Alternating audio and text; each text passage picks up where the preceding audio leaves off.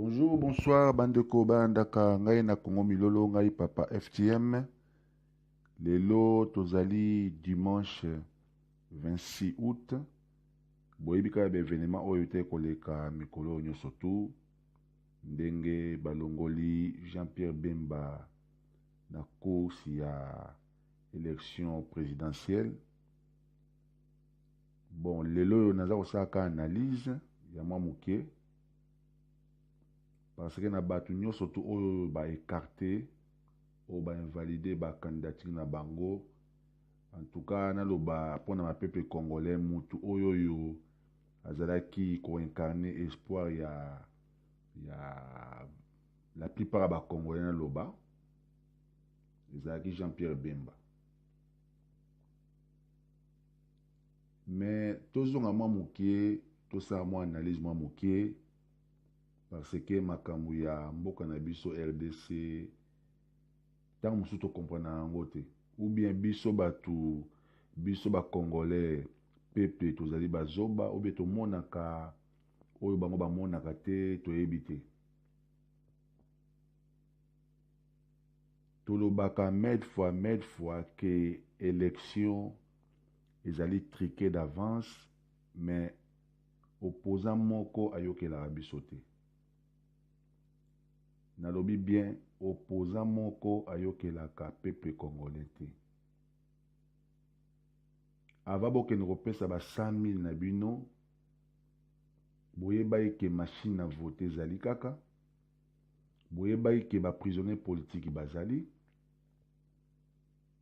boyebaki ke constitution eza respecté te, babakamu nyonso tu wana boyebaki yango tout. Mais boke quand même kopesa mbongo na bino. Et après avoir kopesa mbongo na bino ba 100 000 dollars na bino, bokomi koloba non, il faut machine à voter longwa, il faut eloko boye longwa, il faut eloko boye longwa. Mais il fallait pas boke pesa ba 100 000 dollars na bino. Pona nanga ayebisaki bino sans machine à voter élection kozala te. Tout le monde ayokaki yango te. Donc biso ka peuple muto ayokaki yango bino ba opposa ba ayokaki yango te. Donc lelo oyo tokomi na situation moko ekomi très grave. Congo ezokende na mobulu. Toyebi nini mikolo oyo makambo ekoya te na Congo. Mais nyonso tu oyo ekobima na Congo, batu bakufa, bitumba, guerre civile, nini nyonso tu ekoya na mitu na bino ba opposant na biso. Pona boza mitu makasi. À part mitu makasi na bino boza lokoso ya mbongo, bolingi mbongo. Mbongo yango batata na bino banda kolia ja mbongo ya Zaire. Leo na Congo bino pe bana bozolia su mbongo ya Congo. Batreta lokuta, bamakamba lokuta.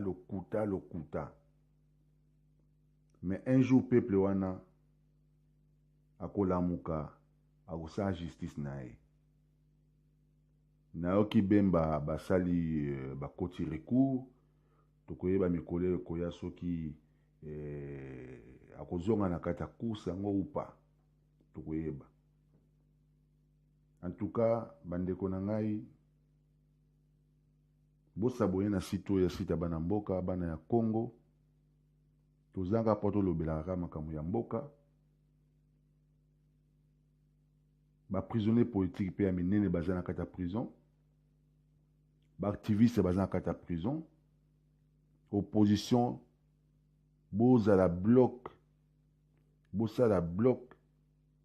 pona kosala tout ba prisonnier politique ba prisonnier normal baza ba innocent kata ba prison na biso ba ko rappeler ko bima po baza ba citoyen congolais. Ezateka wana ka bobela kaka Katumbi fakota mutazana na frontière fakota zo kota.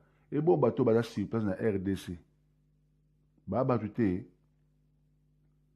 ba Frank Diongo ba Claude Muyambo ba batebele wana baza batute ba na biso ba activiste baza na ba prison ba batute Quand Moïse Boutoumouy, Moïse Katumbi, mais c'est quoi ça?